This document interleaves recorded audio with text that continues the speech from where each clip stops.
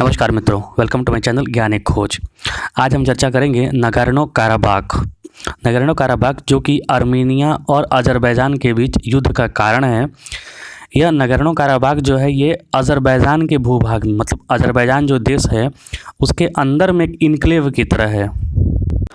ऐसा समझिए जैसे भारत और पाकिस्तान, तो भारत के अंदर जो पंजाब वाला चंडीगढ़ रीजन है, तो उसी तरीके से समझिए कि अज़रबैजान और आर्मेनिया है, जिसके भी अज़रबैजान में वो नगोर्नो काराबाख का रीजन है। नगोर्नो काराबाख मतलब कि हाईलैंड, पर्वतीय इलाका उसे कहा जाता है, अपर हाईलैंड। ये जो इलाका है इसमें ज़्यादा आर्मेनियन लोग रहते हैं, अज़रबैजानी लोग वहाँ पर कम रहते हैं। आखिरकार ये शुरुआत कब हुआ? शुरुआत ये हुआ कि सबसे पहले जब इस्लाम का उदय भी नहीं हुआ था 7वीं शताब्दी में, उसके पहले वो जो एरिया था वो पूरा का पूरा आर्मेनिया के कंट्रोल में था, आर्मेनिया के राजवंशों के कंट्रोल में था। लेकिन फिर वहाँ क्रिश्चियन लोग आए तो लोगों को कैथोलिक क्रिश्चियन बनाया, प्रोटेस्टेंट क्रिश्चियन बनाया। उसके बाद 7वीं शताब्दी में जब वहाँ पर इस्लाम का उदय हुआ अरब में, तो 8वीं शताब्दी से लगभग सब जगह ये लोग आक्रमण करना चालू किया, क्योंकि ये पूर्णतः राजनीतिक है। तो जब इस्लामिक कैलिफेट वहाँ पर लागू होने लगा, जब पर्सिया को जीत लिया अरेबिया ने, वहाँ के मुसलमानों ने, तो वो कैलिफेट लागू करने के लिए उन्होंने अज़रबैजान पे हमला किया, आर्मेनिया पे हमला किया, जो उस समय अलग कंट्री नहीं था। क्योंकि जो आपको कंट्री भूभाग में देखते हैं मैप में, वो जनरली सारे के सारे कंट्री लगभग उस तरीके का मैप जो बना है वो 2000 के आसपास का ईस्वी का है, 1900 के ईस्वी के आसपास का है। उसके पहले का भूभाग अलग था, भारत का क्षेत्रफल भी देखिएगा तो अलग है। ये जो नगोर्नो काराबाख है ये महज 4400 किलोमीटर एरिया का लड़ाई है, लेकिन ये 4400 किलोमीटर का जो एरिया है ये पूरे के पूरे अज़रबैजान के इलाके में पड़ता है। लेकिन रहते लोग वहाँ हैं, ज़्यादा लोग रहते हैं वहाँ पर आर्मेनिया के लोग, जो कि क्रिश्चियनिटी को ज़्यादा फॉलो करते हैं, और अज़रबैजानी जो हैं वो ज़्यादा मुस्लिम को फॉलो करते हैं। तो ये लड़ाई भी कमोबेश इसी स्थिति में है, क्योंकि अज़रबैजान के साइड जो लड़ता है वो है आपका टर्की, जो कि खुद को इस्लामों का खलीफा मानता है। उसको खलीफा के पद को हासिल करने के लिए लड़ रहा है वो, क्योंकि वही खलीफेट माना जाता है या अपने आप को मान रहा है। और जो आर्मेनिया के साइड से है वो लगभग समझिए तो वेस्टर्न कंट्रीज़ का थोड़ा सपोर्ट मिल रहा है, और थोड़ा बहुत उसे सपोर्ट कर रहा है रशिया। और रशिया इसलिए सपोर्ट कर रहा है क्योंकि अज़रबैजान के साइड से लड़ रहा है टर्की। अब यहाँ पर जो पूरा खेल है, पहले का खेल कुछ अलग था, लेकिन अभी का जो पूरा खेल है वो है वार इंडस्ट्री। क्योंकि जहाँ भी युद्ध होता है लोग अपने हथियार बेचते हैं, और अज़रबैजान और आर्मेनिया के युद्ध में आप देखिएगा तो जो मैक्सिमम ज़्यादा जो चोट पहुँचाया है आर्मेनिया को वो है टर्की का UAE जो फ्लाइंग मशीन है, वही सबसे ज़्यादा चोट पहुँचाया है, जो कि भारत के लिए भी खतरा है, क्योंकि पाकिस्तान के टर्की से बहुत अच्छे रिलेशन है। और टर्की अगर UAE मशीन दे देता है, जो कि उड़ने वाले मशीन होते हैं, और वो उसमें आदमी की ज़रूरत नहीं पड़ती है, वो आते हैं आपके आदमियों को मारेंगे, आपके टैंक को मारेंगे, और ये मशीन वापस चले जाते हैं। तो भारत के लिए ये समस्या होने वाला है, इसीलिए DRDO और हाल ही में उसको काउंटर करने के लिए और नए नए ड्रोन्स बनाने की प्रक्रिया चालू की है। तो आर्मेनिया और अज़रबैजान के बीच जो युद्ध है वो सहस्त्रों वर्षों का है। कहने का मतलब कि 100 वर्ष से ऊपर का है। 1920 के आसपास में वो इलाका जो था काराबाख वाला इलाका जो है, वहाँ पर एक सुसु नाम का एक शहर है, और वो सुसु नाम का जो शहर है उस पर मुस्लिम लोग कहता है कि ये कल्चरली हमारे एरिया में होना चाहिए, ये हमारे लिए महत्वपूर्ण है। सूसा नाम है, सूसू नहीं, सूसा होता है नाम। तो इसीलिए 1920 में अज़रबैजानी आर्मी जो है वहाँ पर अटैक करती है सूसा पे, और वहाँ के लगभग आधा से ज़्यादा आर्मेनियन लोगों का हत्या कर दिया जाता है, मैसेकर कर दिया जाता है।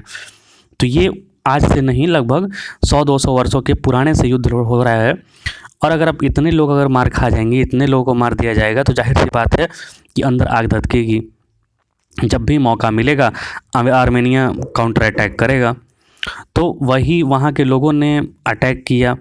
फिर जो सूसा मैसेकर हुआ था उसके पहले क्या है कि जब इस्लामिक खलीफेट से वो आज़ाद हुआ, इस्लामिक खलीफेट की हार हो गई थी। इस्लामिक खलीफेट से जब हार हुआ तो वो जो सूसा वाला रीजन है, जो नगोर्नो काराबाख का रीजन है, वो डायरेक्ट कंट्रोल में चला गया था रशिया के। रशिया उसको ऑटोनोमस एक रीजन दे के उसको चलाता था नगोर्नो काराबाख को, क्योंकि नगोर्नो काराबाख में हमेशा युद्ध चलते रहता है। वहाँ पे लोग कन्फ्लिक्ट होते रहता है। ज़्यादा वहाँ पे अर्मेनियन लोग हैं और जो कंट्रोल करने की कोशिश करता है वो अज़रबैजानी फोर्स हैं। तो वो हमेशा युद्ध चलते रहा। इस बार भी युद्ध हुआ था 2020 में, जिसको कि सीज़ फायर किया गया था। रूस किस तरीके से उस युद्ध को रोका था, उसमें भी लगभग 6500 से ऊपर लोगों की जान गई थी, और ज़्यादा जान जो गई थी वो थी सिविलियन फोर्सेस की, और वो थी अर्मेनियन लोग मारे गए थे। और उसमें फ़ायदा किसी को हुआ तो वो था टर्की। अब अज़रबैजान को भी फ़ायदा नहीं हुआ। अज़रबैजान क्या है, एक बहुत ज़्यादा तेल वाला देश है, उसके पास तेल है, तेल बेच के ही पैसा कमाता है। अगर तेल को हटा दीजिएगा, तेल इंडस्ट्री को हटा दीजिए तो कुछ नहीं है उसके पास। एक बाकू उसके पास बंदरगाह है जिससे कि व्यापार होता है। तो ये पूरा का पूरा जो युद्ध जो फ्यूल किया जा रहा है, लड़ाने की कोशिश की जा रही है, ये टोटली की कोशिश की जा रही है टर्की के साइड से, क्योंकि टर्की पूरे क्षेत्र में पूरे जो 56 इस्लामिक राष्ट्र हैं उनका लीडर बनना चाहता है, और वो सऊदी अरेबिया, ईरान के रहते पॉसिबल है नहीं। तो वो किसी तरीके से वार फ्यूल करना चाहता है, किसी तरीके से कहीं वार हो और एक तरफ एकजुट होकर लोग इकट्ठा हों, और उसके साथ सबसे पहले पाकिस्तान जाएगा, क्योंकि कटोरा लेके जाना है। लेकिन अभी स्थिति यही है कि यही सब युद्ध फ्यूल करने की वजह से, युद्ध बढ़ाने की वजह से टर्की को भी जो इंटरनेशनल फाइनेंशियल टास्क फोर्स है उसने ग्रे लिस्ट में डाल दिया है। मतलब कि उन लोगों को पता है, उन लोगों के पास गुप्त सोर्सेस से पता चला है कि टर्की जो है आतंकवादियों को हथियार मुहैया कराता है, जितने भी सेपरेटिस्ट लोग हैं उन लोगों को पैसा मुहैया कराता है, फाइनेंस करता है। इसीलिए इन लोगों को ग्रे लिस्ट में डाला गया है कि अगर आप लोग ये सब चीज़ नहीं रोकेंगे तो आपको ब्लैक लिस्ट में डाल दिया जाएगा, आपको व्यापार करने नहीं दिया जाएगा, क्योंकि व्यापार करके जो पैसा कमाएंगे आप वो आतंकवादी को ही दीजिएगा, आतंकवादी गतिविधियों को ही बढ़ाइएगा। इससे आपको तो थोड़ा फ़ायदा होगा लेकिन पूरी दुनिया को कष्ट होगा। यही चीज़ टर्की कर रहा है अज़रबैजान और आर्मेनिया में।